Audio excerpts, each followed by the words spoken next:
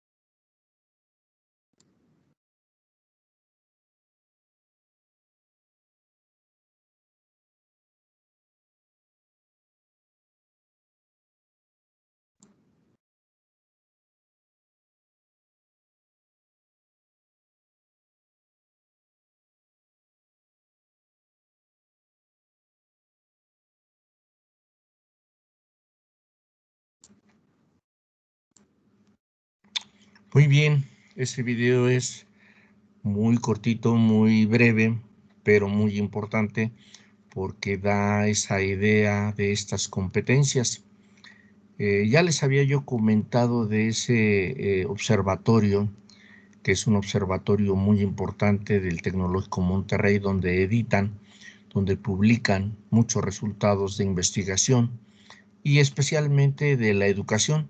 Por eso es relevante. Muy bien, ahora entremos a esta idea del concepto. Se dice en el mundo que el concepto competencia es un concepto polisémico, es decir, tiene muchísimas definiciones, muchísimas concepciones. Es un concepto muy complejo y constantemente está en cambio, en modificación, en evolución. Antes, obviamente, de proceder a esta presentación de la definición del concepto de competencia, yo creo que es necesario que realicemos una breve introducción acerca de esta naturaleza compleja, cambiante y polisémica de este término. ¿Por qué? Porque se cree importante realizar este paso para manifestar esta relativa o relatividad del término y el análisis de su significado que se le puede atribuir pues desde diferentes visiones.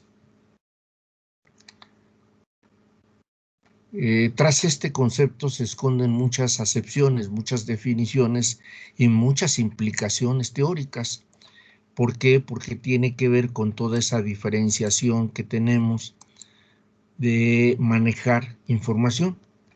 Hay un autor que se apellida Tejeda, que en 1999 efectuó una interesante e intentó de conceptualizar las competencias partiendo del análisis lexicológico del término y de algunas propuestas que se habían hecho ya desde 1980. Según estos teóricos, el término de competencia en un contexto de tipo profesional, según las referencias de este autor, lo utilizaron por primera vez un señor que se apellida McClellan en 1973, al tratar de entender a la excelencia de una persona dirigente, de un líder, y así también de una persona profesional en un trabajo ya dado, en un trabajo establecido. Puede considerarse un término relativamente reciente, es decir, del 73 a la fecha, pues relativamente reciente, ¿no? Pero a partir de ese momento aparecieron diversas definiciones y enfoques que han ido perfilando, que han ido precisando este concepto y se ha ido haciendo cada vez más complicado por su evolución. Obviamente no podría ser de otra manera porque al tratar de definirlo diferentes personas, pues se complica cada vez más. Pero pues todo va asociado a la evolución, pero del mercado de trabajo. Es decir, ¿quiénes son los que han hecho más énfasis en este concepto de competencia? Pues la gente que contrata personal, la gente que tiene empresas, la gente que tiene lugares donde salen los profesionales a trabajar, donde salen los egresados a solicitar empleo. Por eso, cada vez se complica más este concepto. El debate y la formulación de todos estos conceptos de competencia, pues han sido fructíferos, ¿verdad? Pero nada unánimes, es decir, no se puede unir, no puede haber una unión con exactitud, con precisión. ¿De acuerdo? El asunto es que aquí ahora sí vamos a llamarlo así, el debate y la formulación que obviamente nosotros vemos tiene que ver con esa discusión del famoso Centro Europeo para el Desarrollo de la Formación Profesional, que se conoce como CDFOP. Este centro europeo es un centro muy grande que regula la cuestión laboral. Realizó durante la última década algunos seminarios, algunos talleres, algunos eventos académicos con la pretensión de que expertos, profesionales, expertas de diversas áreas intentaran acercarse a sus posiciones, a sus argumentaciones y obviamente pudieran dar una definición pues consensuada, organizada, estructurada del concepto de competencia.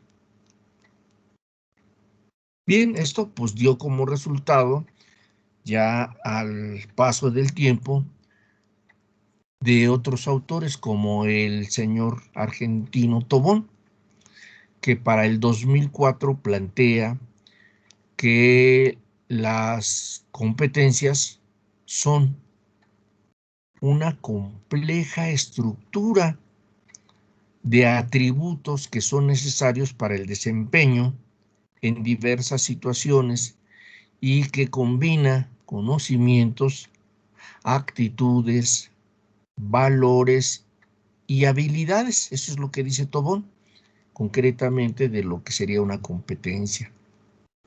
Y precisando una vez más, este modelo contempla nuevas expectativas, tanto para los que facilitan esta idea de comprensión como para los estudiantes, porque aquí ya se exige una adecuación a los escenarios educativos, es decir, viene la competencia hacia las escuelas, ya no tanto al trabajo. Otra percepción en los últimos años, que obviamente es importante y que ya la comenté también con ustedes y que tienen un trabajo pendiente, es ese proyecto Tuning. Ese proyecto Tuning que reviste en un significado de formar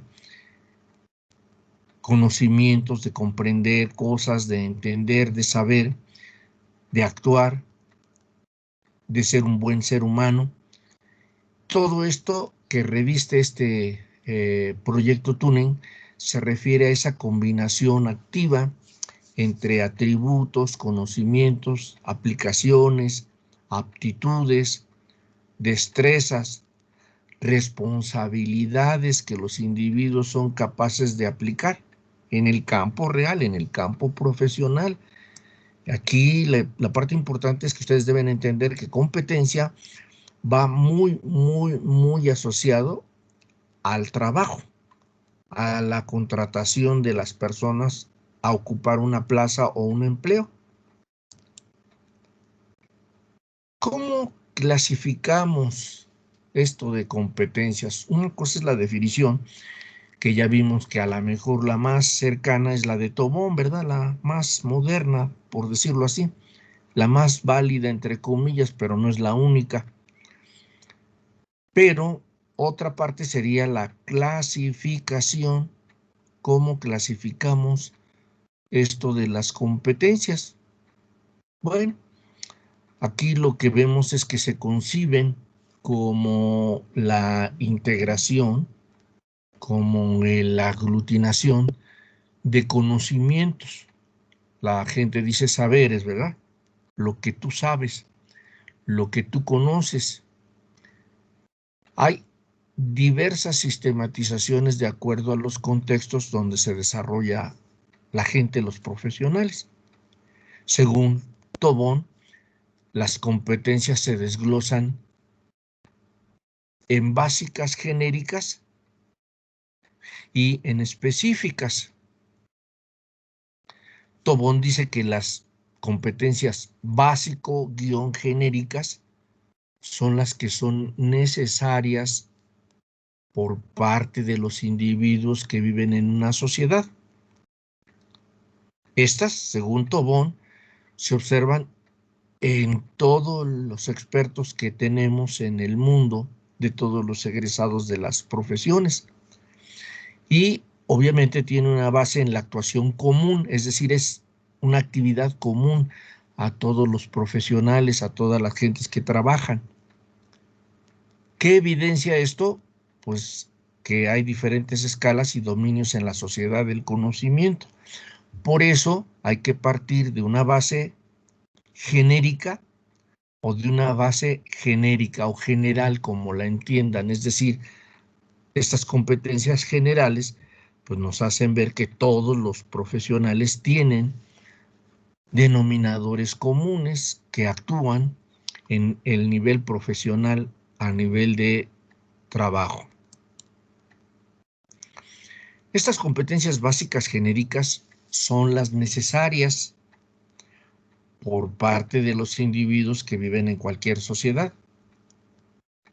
Las tienen todos los expertos, todos los profesionales, y es una actuación común, es decir, todos los profesionales tienen una actuación igual y conocimientos, vamos, muy generales para todos los profesionales. La diferencia con las específicas es que estas son propias o específicas de cada profesión. Cada profesión entonces se diferencia por tener competencias muy concretas o muy específicas. Estas tienen un alto nivel de especialización, es decir, no es lo mismo ser psicólogo que contador, que administrador, que un licenciado en relaciones industriales o que un médico o que un ingeniero, no. Cada uno tiene su especialidad, su dominio, y entonces a eso ya se le va llamando competencia específica. Así es como todos estos procesos educativos van delineando, van formando a través de programas, a través de planes de estudios, la formación de la educación universitaria concreta o específica de cada carrera, de cada profesión. Y es así como nosotros entendemos que hay esas competencias genéricas y específicas.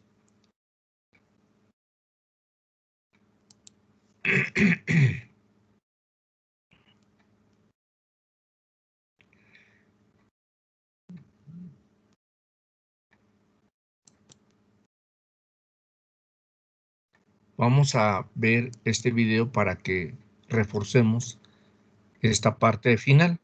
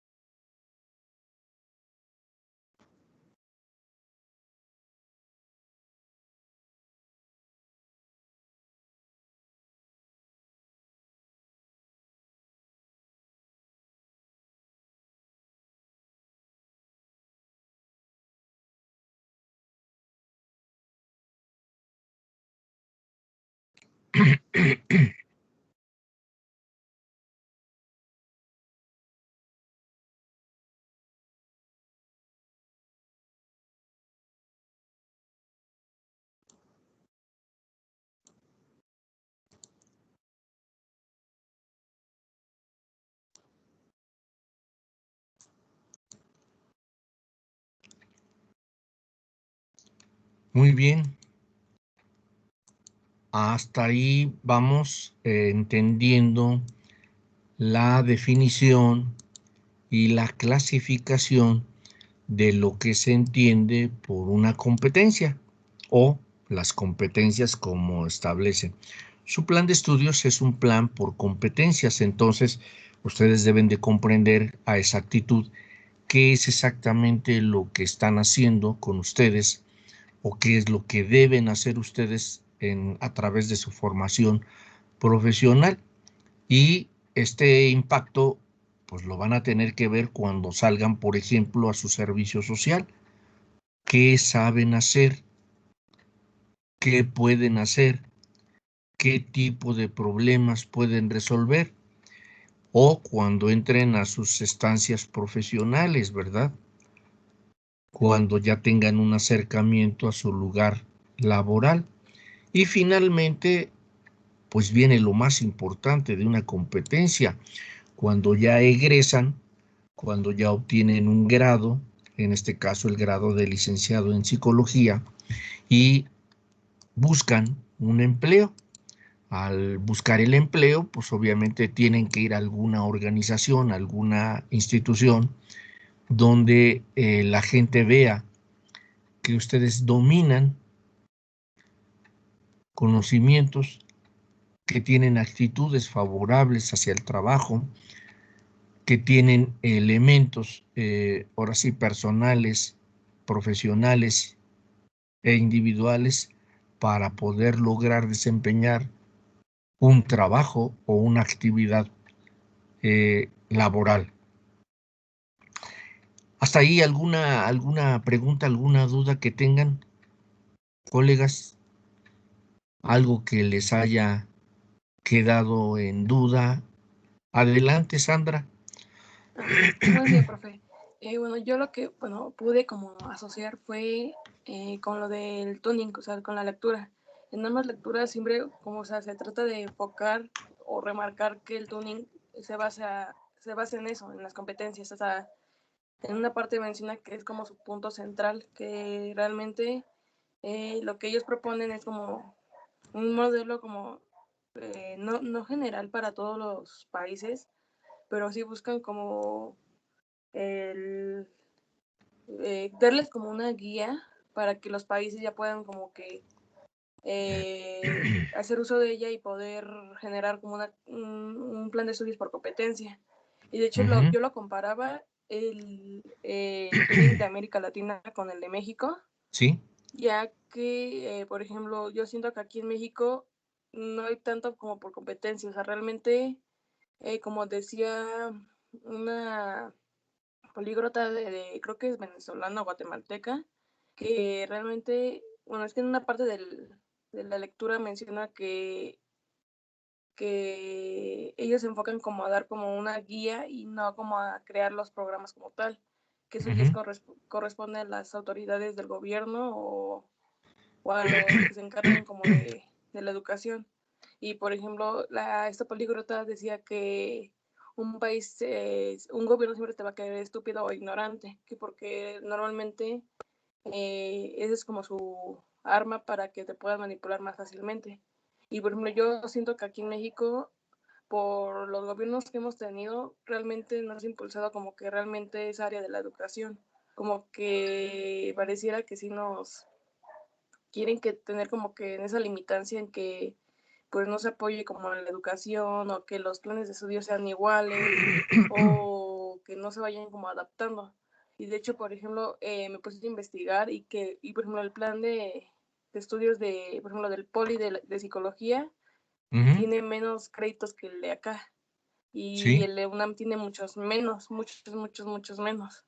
sí. Y realmente, por ejemplo, o sea, sí traté de ver como las materias y todo, realmente sí tenemos como esa parte en común de algunas materias. Obviamente unos sí cambian por el nombre y el giro. Por ejemplo, en la UNAM se enfocan más ya como que salgas a una área específica. O sea, sales como psicólogo, pero te enfocan más como las últimas, como aquí, ¿no? Que te enfocan a las materias optativas que las que tú quieras tomar. Y yo siento que en esa parte sí como que está muy bien que se busque un aprendizaje por competencias, pero también, como decía Brunner, no me acuerdo qué autor ahorita, se me fue, de que realmente el aprendizaje sea significativo para el alumno, que el maestro que con el conocimiento que tenga, por ejemplo, en este caso del tuning o de las formas de aprendizaje, realmente nos den como que el material adecuado y nos cambien la dinámica, porque como dice usted, estamos tan acostumbrados a que nos den todo y realmente no hacemos por ir más allá, como Ujú, que ujú. no cuestionamos lo que nos dan. Y por ejemplo, siento que en esa cuestión como que el tuning aquí en México no se ha desarrollado perfectamente como debería. Sí. Sí, estoy de acuerdo con tu apreciación. Obviamente, cuando ya están revisando el proyecto Tuning europeo, se dan cuenta que este es un proyecto que intentó unificar la educación en Europa. Es decir, antes de este proyecto Tuning en Europa, cada país tenía sus diferentes formas de formar, de estructurar sus planes de estudio. Pero cuando aparece el proyecto Tuning, también aparecen otras ideas unificadoras. Aparece la Comunidad Europea, es decir, se unen todos los países de Europa. Aparece una moneda, que es el euro, única, para que todos la manejen de la misma forma. Aparece un estilo de gobierno económico, que es precisamente una concepción del neoliberalismo, enfocado al capitalismo, obviamente.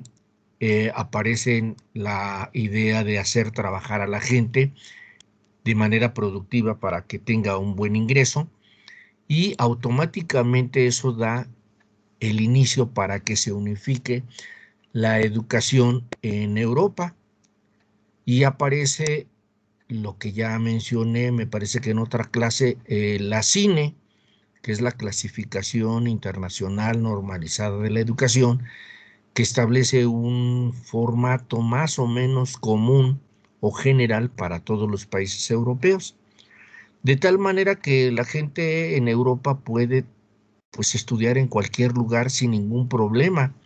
Si alguien está en España y se quiere ir a Alemania, no hay tanto problema. Si alguien está en Alemania y quiere irse a Francia o quiere irse a algún otro país apegado a la Unión Europea, no hay ningún problema porque el traslado educativo tiene un denominador común.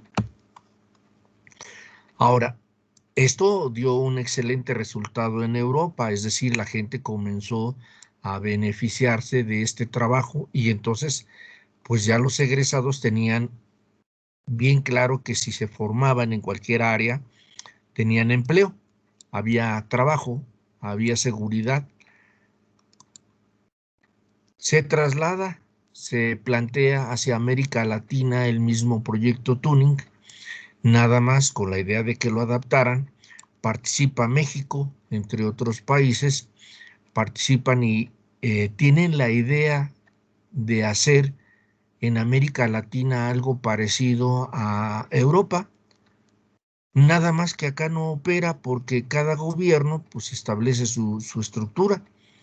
Así Argentina, Brasil, Perú, Venezuela, todos los países dicen, pues sí, yo tengo mi gobierno, y pues mucho gusto. México también. Nadie hace la idea de unificar la educación en América, mucho menos la Sí, profe, de economía. hecho, Sí, adelante. por ejemplo, apenas no tenía mucho que había entrado una chica de intercambio de Perú aquí al salón Sí, y decía que no había entendido nada del plan de estudios, que no sabía ni las equivalencias con sus materias por allá, y dice que eso realmente fue lo que le quitó como que las ganas sí, de venirse como, o sea, de estar de intercambio acá en México, que por la forma en que se llevó a cabo, que no le explicaron bien las cosas, que no se le dio como la asesoría para la equivalencia, que no sí, estaba muy como centrada y que de hecho por eso se iba a esperar mejor, que iba a renunciar al intercambio, que porque no le gustó esa parte de que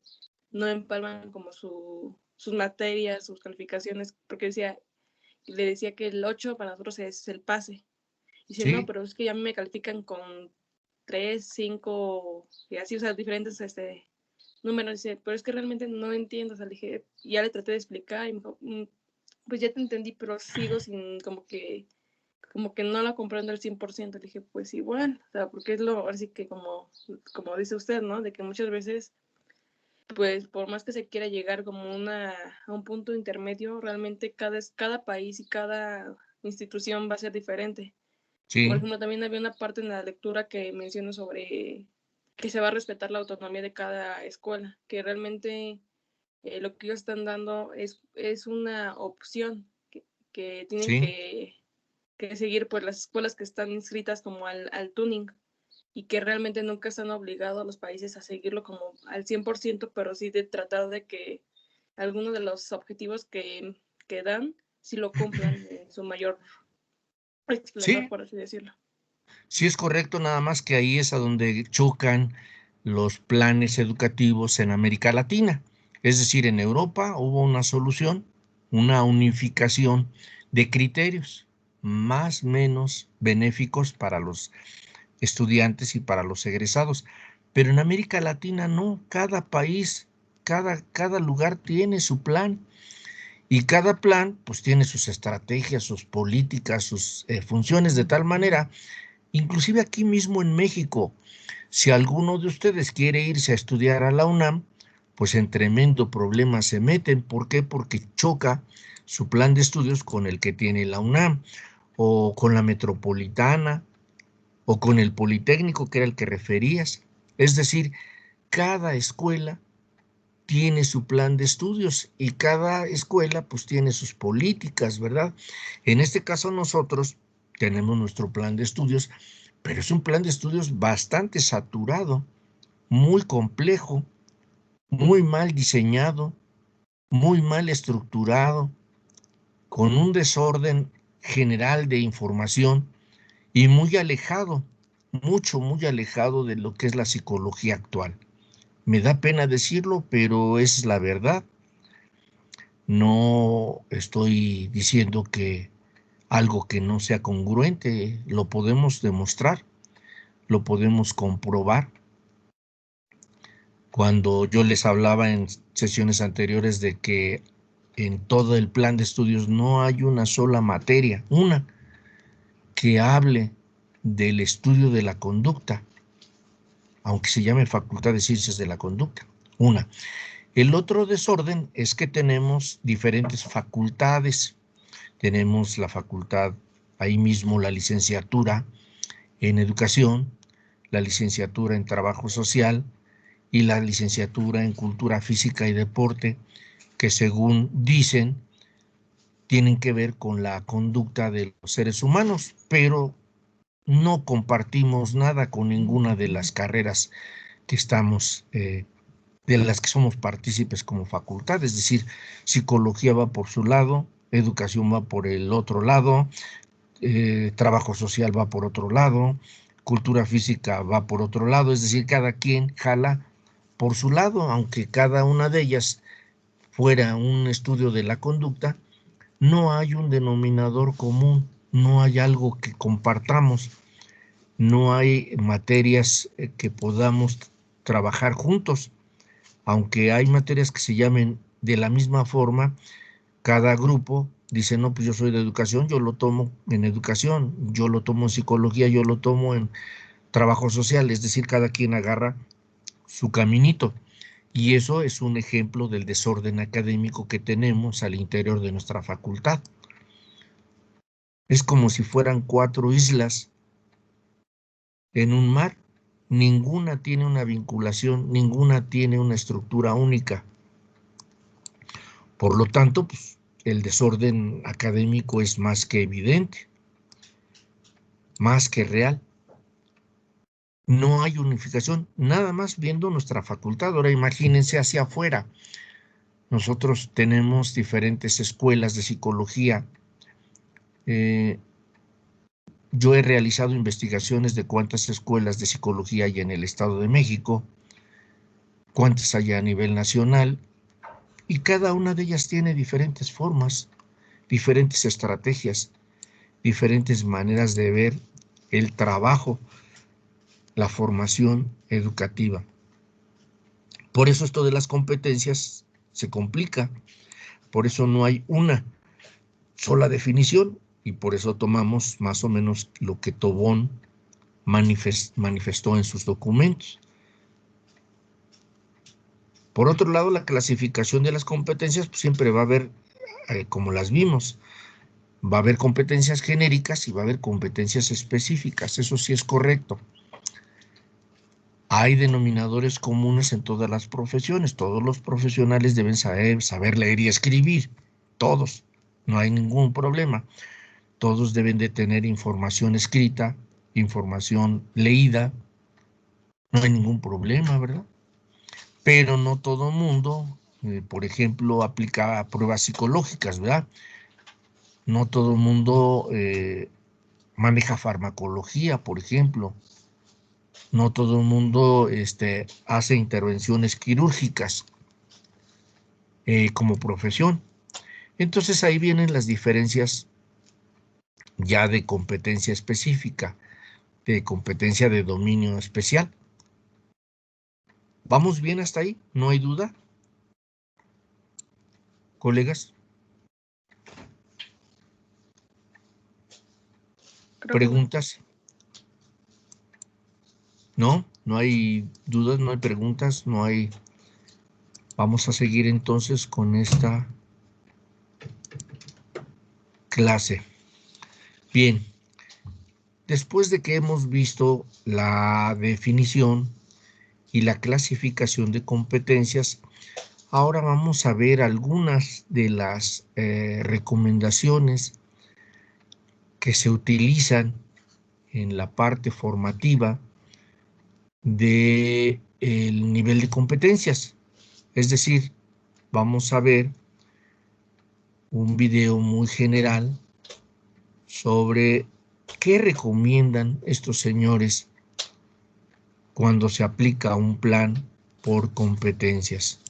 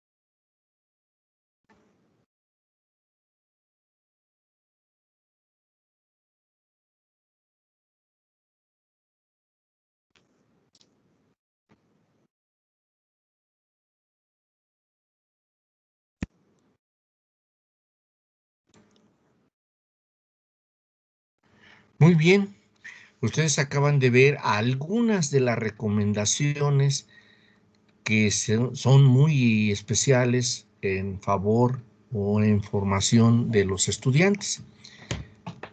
¿Alguien tiene algún comentario hasta aquí de esta recomendación? ¿Qué deben saber los estudiantes? Ahorita con este video, ustedes se deben dar cuenta de lo que les he estado comentando clase tras clase, es decir, primero, el manejo de actitudes que siempre les manejo y que les escribo siempre al inicio de cada una de mis clases. Espero que tengan una buena actitud, espero que les guste, espero que les llame la atención, espero que estén atentos, espero que estén motivados, espero que les agrade, espero siempre. Esa es actitud.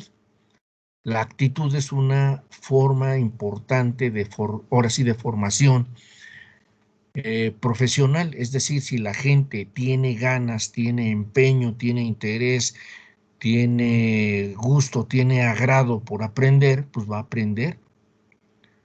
Pero si por otro lado en el extremo está la flojera, la poca participación, la nada colaboración, el disgusto, el desagrado, el desgano, pues el aprendizaje no se va a dar como tal, es decir, no va a haber una competencia, por un lado. Por otro lado, ustedes escucharon ahorita en ese video que lo que se espera de un estudiante es que demuestre de qué es capaz, qué puede hacer en el nivel en el que esté, ¿eh? Estoy hablando de cualquier nivel educativo, es decir, no es lo mismo un alumno de primero, de segundo, de tercero, de cuarto, de quinto, de sexto, así sucesivamente hasta llegar al 10º semestre. Claro que no. Cada uno va adquiriendo diferentes habilidades, diferentes competencias, como se dice, ¿verdad? Pero aquí la parte importante sería preguntar a cada uno de ustedes hasta este momento, si ustedes ya estuvieran frente a una situación laboral y les preguntaran exactamente qué sabes hacer en este semestre, no nos movamos. Hoy, pensemos que hoy ustedes están ya sentados o están presentes en un lugar donde los van a contratar. El contratante, la persona que los va a ingresar, les pregunta, muy bien, para poderte dar este trabajo, la pregunta clave es, ¿qué sabes hacer? ¿Qué sabes resolver en este momento? ¿Quién de ustedes me diría como futuro empleado qué saben hacer hasta hoy, hasta este momento, hasta este semestre? ¿Qué habilidad tienen que les deje, obviamente, la participación de un buen empleo? ¿Qué me contestarían? ¿Quién quiere contestar?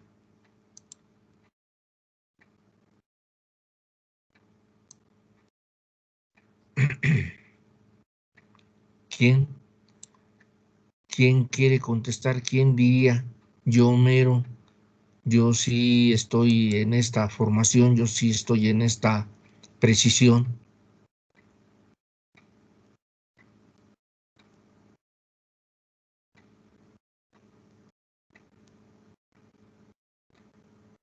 ¿Quién?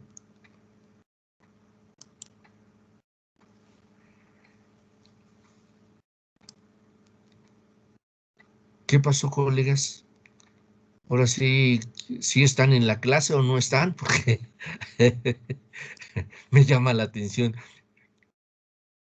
Digo, sé que hay poquitos porque veo yo la lista y son muy poquitos comparados con todo el grupo. Hoy no entraron la mayoría, supongo que están en alguna actividad de tipo profesional, estudiantil. Entonces, lo que quiero ver es los que están en la sala, quién exactamente contestaría si hoy, aclaré, si hoy fuese una idea de contratarlos y la gente que los contrata les pregunta, muy bien, para darte el empleo hoy mismo, para darte trabajo hoy mismo, dime, ¿qué sabes hacer concretamente? ¿Qué sabes resolver en este momento de tu profesión, desde luego de tu carrera? ¿Qué le dirían? A ver, ese es el chiste de esta eh, unidad o clase de estrategias de enseñanza-aprendizaje. ¿Qué le dirían? A ver, tenemos a 17, según aquí veo, 17 colegas. Está Abril, está Ana Cristina, está Anet, está Araí, que entra y sale porque debe tener problemas ahí con su conexión. Está Beatriz Brito, está Celia Escobar, está Denise, está Dulce, está Leonardo, está María Guadalupe, está Montserrat, está Orlando, está Sandra y está Sheila. ¿Quién de ustedes me contestaría laboralmente, como lo preguntamos? ¿Quién diría? ¿Qué le dirían? ¿Qué sabes hacer? En este semestre donde estamos, ¿verdad? Para no movernos más. ¿Quién quiere contestar?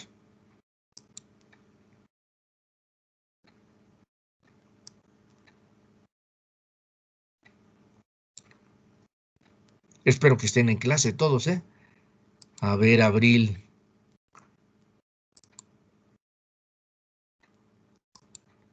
¿Qué le dirían? A ver, vamos a ver. Bueno, ya hay una contestación por escrito. Abril González nos dice, yo podría decir, lo que sé hacer es la planeación de una clase, así como dirigir la misma por la experiencia que tenemos en estancias. Bien, en estancias se refiere a estancias de tipo profesional.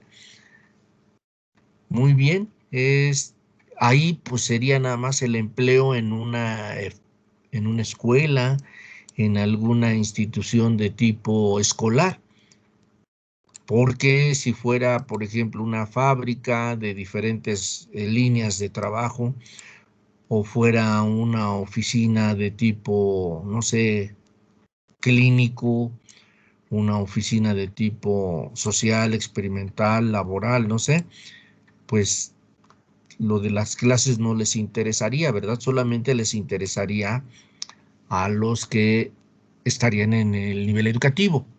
¿Es correcto? Ya elaborar un plan sería algo agradable. Anuar, adelante, Anuar.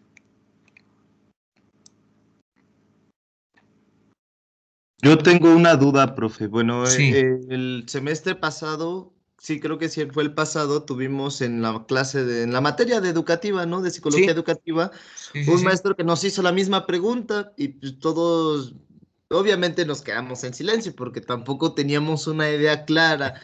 Después, pues con el paso del tiempo, me quedé pensando lo mismo, pero también me di cuenta que en la facultad, por ejemplo, nosotros no podríamos decir cosas como tengo una noción de técnicas de modificación de la conducta que podría aplicar en el área Claro, del aprendizaje, que eso es claro. prácticamente lo que tendría que hacer un psicólogo, digo, es Sí, como el área más certera que tenemos y no podríamos decirlo porque tenemos más áreas más teóricas, ¿no? Como es más psicodinámicas, más humanistas, y este tipo de nociones nos complican más el qué sabemos hacer, claro, ¿no? Porque siempre se resumiría en nada, ¿no? O sea, realmente no sabemos hacer nada porque no tenemos una noción clara. O sea, después no hemos visto, por ejemplo, técnicas de aplicación. Yo hasta la fecha, ¿no? No he tenido sí, una sí, sí, sí, sí, práctica, claro, pues, yo me metí a estancia en neuropsicología y tengo la noción y tengo las bases, pero yo no podría decir que te puedo leer una tomografía, aunque cuando vea la tomografía entienda cuál es la parte, dónde está el cerebro, cómo se formó, pero yo claro, no tengo esa seguridad. Y en parte es porque la facultad, por ejemplo, no nos ha dado, digamos, un laboratorio experimental, ¿no? O correcto. sea, se enfocaron tanto en lo dinámico que lo experimental se quedó en una bodega, ¿no? Me dijo mi maestro, pues yo tengo las llaves de la bodega y si ocupas ratoneras, ahí tenemos un montón de herramientas, ahí si las ocupas, Sí, tal, pero pues están ahí en una bodega, ¿no? Y pues todo el sí, mundo utiliza la mente y todo lo dinámico, pero pues, la sí, práctica sí, sí, ahí está encerrada, ¿no? O sea, es como la limitación de la facultad nos limita a nosotros a responder ese yo sé hacer esto, ¿no? O sea. sí, sí, sí, sí. Muy bien, Omar, Anuar, perdón. Muy bien, Anuar. La apreciación que tienes es muy correcta. ¿Qué le falta? ¿Qué no se hizo en este plan de estudios? Y a lo mejor en otros, debo de decirlo porque ha habido muchos planes de estudio. Pero, ¿cuál es la diferencia? Si nos metiéramos a estudiar el análisis de la facultad cuando comenzó, que somos la generación inicial, sí tuvimos laboratorios de psicología experimental, tuvimos laboratorios de psiconeurofisiología, eh, hacíamos prácticas con animales, con ratas de tipo laboratorio, de diferentes clasificaciones los animales, usábamos aparatos como los estereotáxicos. En psicología general se hacían modificaciones de conducta a través de programas de reforzamiento, es decir, había un modelo conductista que nos enseñaban en aquellos años. En las prácticas de tipo educativo, como era psicometría, nos ponían a aplicar pruebas a grandes cantidades, es decir, aplicábamos 50, 60 pruebas de cada una de las que nos dejaban los profesores. Eso nos hacía ser muy expertos. Yo, por ejemplo, en el área de psicometría, que es un área que domino desde que soy estudiante, les debo comentar cómo adquirí esa habilidad. La maestra que nos impartía la clase decía, a ver, ¿quién quiere dar la clase? Bueno, pues uno de ellos era yo, ¿verdad? Y decía, bueno, yo maestra, yo quiero trabajar. Perfecto. Bueno, en la próxima clase el Nacho les va a dar la clase de tal prueba. Y obviamente pues había que estudiarla, había que prepararse, había que tener la prueba y pues trabajábamos con las pruebas. Así me fui haciendo más o menos de una buena cantidad de pruebas psicológicas. Cuando egresé, pues me di cuenta que tenía bastantes pruebas ya después de ser estudiante y de haber hecho clases y de haber hecho prácticas con mis compañeros. Pues cuando salí de la facultad ya me dieron clases. Me puse a dar una clase de psicometría, que es una clase que doy desde 1979. Nunca la he dado, nunca la he dejado de dar. Siempre doy psicometría, psicometría educativa. Otra área que me formó fue el área de educación, precisamente esta área en donde estamos.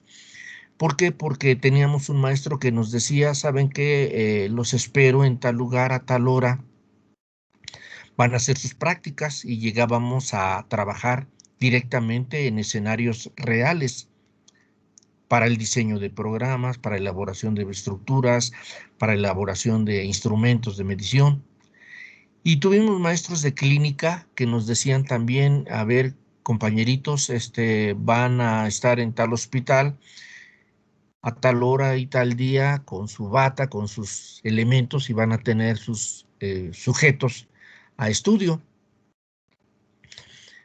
Así conocí yo 6 hospitales en el Estado de México y 2 en el Distrito Federal, de tal manera que yo me puedo decir que conozco el trabajo clínico, conozco trabajo educativo y conozco el trabajo psicométrico, que es en las áreas donde yo me desempeñé, donde yo dominé. No me gustó nunca el área de social, sin embargo hicimos prácticas sociales. No me gustó el área laboral, tampoco me gustó el área laboral, nunca hice mucho trabajo en lo laboral, pero sí practicamos. ¿Cuál es la diferencia con los planes de estudio actuales?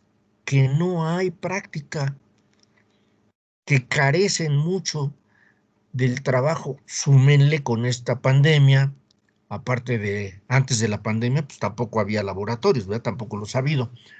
No hay donde apliquemos lo que sabemos. Y entonces el reto es para los estudiantes, es decir, el estudiante llega a su clase, como hoy estamos en la red, escuchamos al maestro, vemos sus exposiciones y ahí se queda. El alumno, si no hace más por aprender él, nadie va a hacer por él nada. Entonces, ¿qué es lo que deben hacer? Pues adquirir esas habilidades a las que se referían en el video. ¿Qué sé hacer? Bueno, pues, por ejemplo, sé elaborar instrumentos para realizar entrevistas. Muy bien. ¿Qué más sé hacer? Sé aplicar, calificar, interpretar, elaborar reportes psicométricos. Muy bien. ¿Qué más sé hacer? Decía Anuar, sé elaborar modificación de conductas en niños, en adolescentes, en adultos. ¿Qué más sé hacer? Pues puedo hacer la elaboración de una interpretación diagnóstica a través del desarrollo neuropsicológico, ¿verdad? No soy un experto en, como decía Anuar, en una tomografía axial computarizada, ni en una radiografía, ni en un electroencefalograma, ni en un electrocardiograma, pero sí puedo comprender y puedo entender para qué son útiles. Ahora, ¿cuál es la diferencia? Que no es área de especialidad de nosotros el dominar una radiografía, una electroencefalografía, un electrocardiograma, una tomografía axial computarizada. No es nuestra especialidad, como lo estaba yo refiriendo. No es una competencia específica, pero sí puede ser una competencia genérica, es decir, más o menos conocer para qué sirven, cómo se utilizan, por ejemplo, los fármacos, ¿verdad? Yo no puedo recetar fármacos porque estoy impedido legalmente hacerlo, pero sí los conozco, sí puedo leer, sí puedo saber qué efectos tienen cuando un paciente esté conmigo. ¿Dónde viene la actividad? En la participación del estudiante, por eso decía la actitud, la disposición, el interés, la motivación, el gusto y el agrado que tengan por aprender. Ahora, ¿dónde adquiero una habilidad? Esa sería la parte importante. ¿Dónde la adquiero? Pues, cuando yo ya leí una teoría, por ejemplo, voy a ponerles un ejemplo. Ya, supongo que ya pasaron la materia que tiene que ver con los estudios de desarrollo en niños, ¿verdad? Es decir, ya ustedes pasaron esas materias. En alguna de esas materias les enseñaron que cuando un niño nace, se hace una valoración. Esa valoración tiene un nombre. ¿Qué nombre tiene esa valoración? ¿Quién me lo dice? Eso lo manejan mucho los médicos y lo manejan mucho las enfermeras, pero también lo deben manejar muy bien los psicólogos. Cuando un niño nace, en el momento que nace se le hace una valoración. ¿Cómo se llama, Denise? La prueba APGAR. A ver, perdón, está Denise primero. A ver, adelante, Denise. La prueba APGAR. Apgar. ¿Qué significa el Apgar? ¿Qué pasos tiene el Apgar?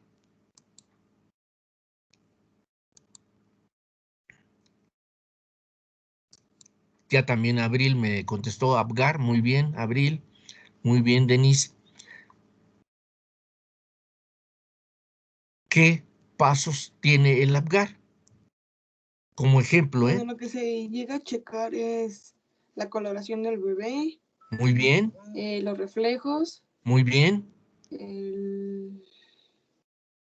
Ay, sí, no me acuerdo si también lo de... Ay, no me acuerdo de eso por ahorita. Déjenme Muy ver si bien. de mi memoria. Si El ustedes... ritmo cardíaco también. Adelante, Ana. Así. Bueno, el ritmo cardíaco también. Sí, claro que sí. También, Algo ¿qué de la más? musculatura, creo. La fuerza de los Muy, músculos, ¿no? muy bien. El tono muscular también nos dice Abril, perfecto. Ustedes lo que deben hacer es dominar el conocimiento primero de cada una de las estrategias que les han ido enseñando en las clases. Estoy tomando ese ejemplo nada más, me acordé de él ahorita por cuestiones de desarrollo. Pero si ustedes van a una estancia infantil y les preguntan, a ver, psicóloga, psicólogo, ¿qué sabe usted hacer? Lo primero es que tienen que decir es, sé elaborar una evaluación APGAR. La pregunta es, ¿y para qué la quiero en estancia infantil? Bueno, pues es muy importante porque ustedes como estancia infantil reciben niños de 46 días de nacidos. Y para poder tener la seguridad de que un niño de 46 días de nacido ingrese y tenga buena posibilidad de desarrollarse en su estancia, necesita hacerse una valoración y la mejor es aplicar una evaluación APGAR para que estemos seguros que ese niño pues se va a desarrollar adecuadamente en su estancia. Entonces yo puedo realizar una evaluación. Si ustedes recuerdan, en esa materia de desarrollo les enseñaron otras formas teóricas para evaluar niños. Es decir, si ustedes son muy listos, ya tienen el conocimiento teórico. ¿Qué es lo que hace falta? Lo que hace falta es que ustedes ejerciten, apliquen o demuestren que todo lo que en teoría han leído, han aprendido, se puede aplicar. Como el Apgar, es un ejemplo nada más. Ahora, me pongo en mi materia. En mi materia, desde que iniciamos, pues hemos visto una buena cantidad de argumentación teórica, de teóricos, antes de este tema, desde luego, ¿verdad? Pero cada uno de esos teóricos dijo, argumentó y planteó su teoría. Pero mi pregunta va en relación a lo que estaba yo cuestionándoles a ustedes, es ¿qué sé hacer? ¿Qué puedo demostrar? ¿Qué habilidad tengo? Bueno, pues tomen cualquier teórico de los que ya vimos y apliquen lo que ellos dijeron. Por ejemplo, Vygotsky, ¿verdad? Vygotsky, de lo poco que vimos, entre comillas, porque además hablar de la teoría de Vygotsky o de Piaget, por ejemplo, son teorías muy extensas, no podemos verlas en una sola clase. Más sin embargo, si como estudiante yo quiero ver qué tanto me interesa la teoría de Piaget, por ejemplo, ¿verdad? Pues le busco más, encuentro más información y entonces veo yo que Piaget hizo una serie de experimentos muy interesantes, como el de el de demostrarles a los niños con piedritas, ¿verdad?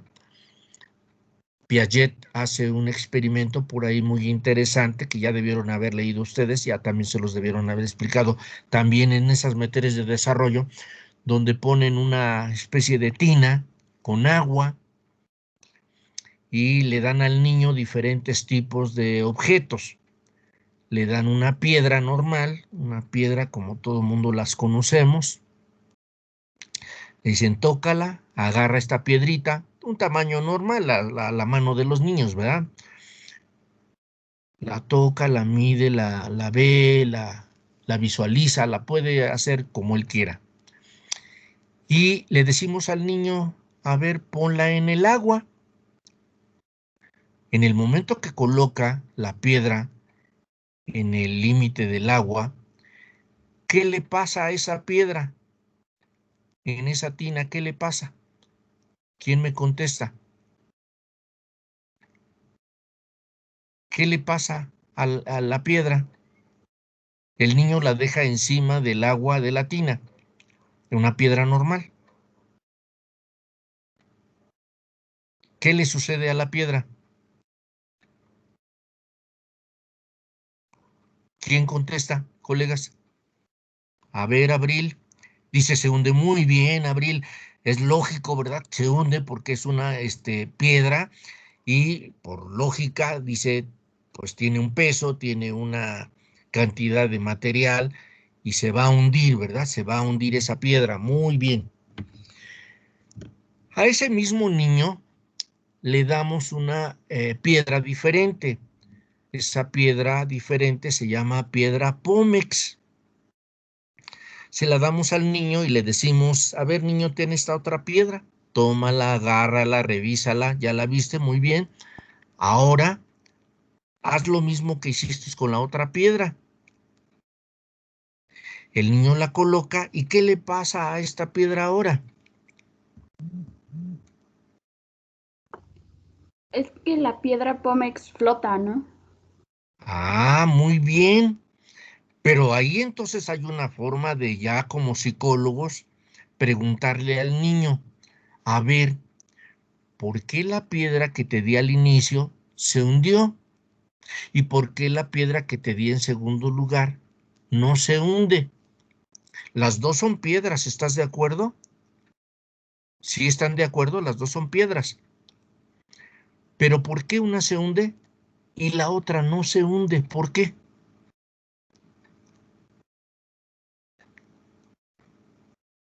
A ver quién me contesta, colegas. Por su peso y por Ok, el material por el que están hechas. ya hay una idea concreta, el peso y el material. Muy bien, es una lógica que ya puede usar el niño. ¿Qué más? ¿Qué más explicaciones? ¿Por qué no se hunde?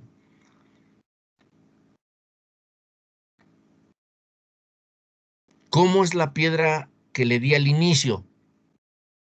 ¿Cómo es de su forma, de su estructura? Ya me dijo de peso, Betty. Betty Brito ya me dijo, pues el peso. Pues sí, una era más pesada y se hundió. Pero ¿por qué es más pesada? ¿Cómo está la piedra inicial? Pues la inicial es lisa y la Pómex es porosa, ¿no? Correcto. Entonces, una es porosa y la otra es compacta. Y al compactarse, el oxígeno no entra y no hace que se flote, ¿verdad? Por eso se hunde. Eso es interesante preguntarle a los niños y muchos adultos, de hecho, no lo saben, ¿eh? Muchos dicen, pues, porque es una piedra, ¿no? Simplemente, no.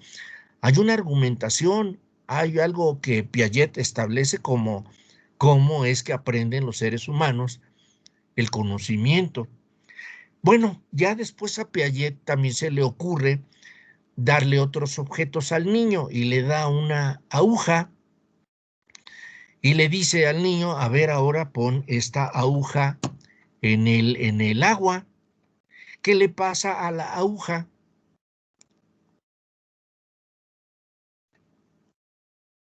¿Qué le pasa a la aguja? ¿Qué pasa con la aguja si ponemos una aguja igual que la piedra inicial, igual que la piedra Pómex?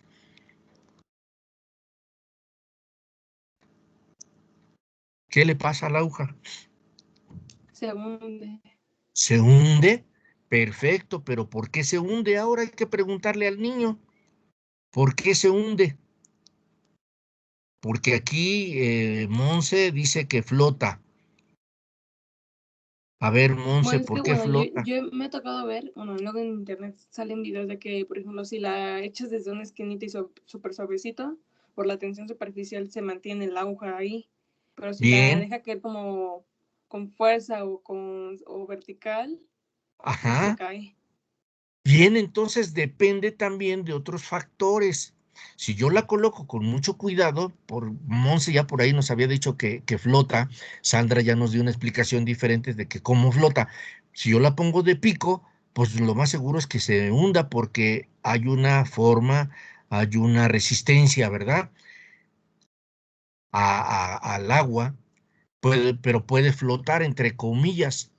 Y entonces hay cuerpos que pueden flotar, como la piedra Pómex, o como si yo coloco a la aguja en determinada posición, o hay objetos que se hunden, pero la pregunta es por qué se hunden y por qué flotan.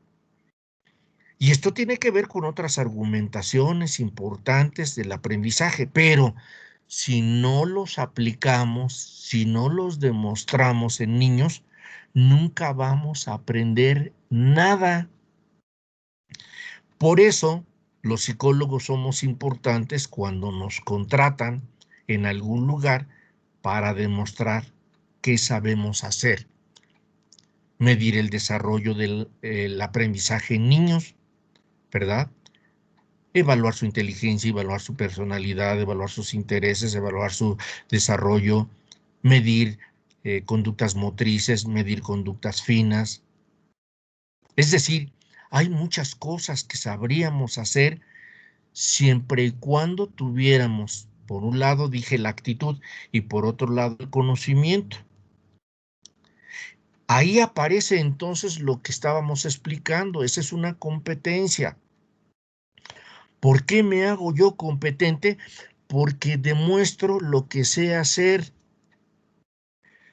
Porque soy capaz de decirle a alguien, mira, es por esto, esto y esto que sucede. ¿De acuerdo?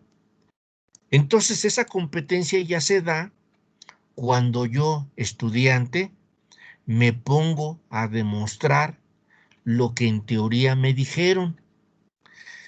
Si alguien en teoría dice que Piaget dice que los niños no diferencian entre un montón de juguetes y la distribución de juguetes esparcidos, yo quiero demostrarlo. Entonces tengo que ver cómo lo hago, ¿verdad? Entonces, así como Piaget, Vygotsky, Brunner, Ausubel y todos los teóricos que hemos visto en esta clase tienen argumentos teóricos. ¿A quién le corresponde hacerlos prácticos? A nosotros, a los estudiantes y a los profesores, llevarlos a la práctica. Obviamente, cuando Anuar decía que, pues obviamente nos faltan laboratorios, sí es cierto, pero un laboratorio no es necesariamente un lugar que tenga herramientas o máquinas o instrumentos, no. Un laboratorio puede ser la casa de alguno de ustedes, un hermanito de ustedes. Obviamente no hay que tener cuidado en hacer experimentos que no dañen a los seres humanos, ¿eh? Esta es una regla internacional, no se hacen experimentos, no se hacen demostraciones que dañen a los seres humanos por muchas razones. Pero sí podemos hacer algunos ejemplos, algunas demostraciones. Leer qué dice Piaget, leer qué dice Vygotsky, leer qué dice Brunner, leer qué dice Ausubel, leer qué dicen todos los que yo quiera y decir cómo le hago. Ándale, nuestros conejitos de India. No necesariamente como conejillos de India, Denise, no, sino con cierto respeto, con cierto cuidado, leer lo que dicen los teóricos y decir, por ejemplo, a ver, ¿por qué el aprendizaje es significativo y qué tiene que ver lo significativo con nuestro diario quehacer? Pues nosotros tenemos que ver cómo demostramos lo que sabemos. En nuestra casa, por ejemplo, yo quiero hacer un plan de ecológico. Vamos a poner un ejemplo. Quiero hacer un plan ecológico en mi casa. Yo, estudiante de psicología.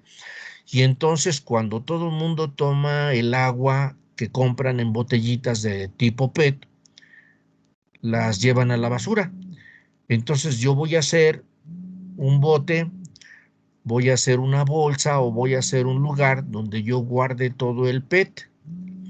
Voy a separar los taponcitos, voy a separar el PET. Lo puedo usar para muchas cosas, ¿verdad? Todos los cartones, todos los papeles los voy a separar en otro lado.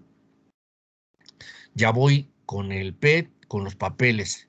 Luego todas las botellas de vidrio.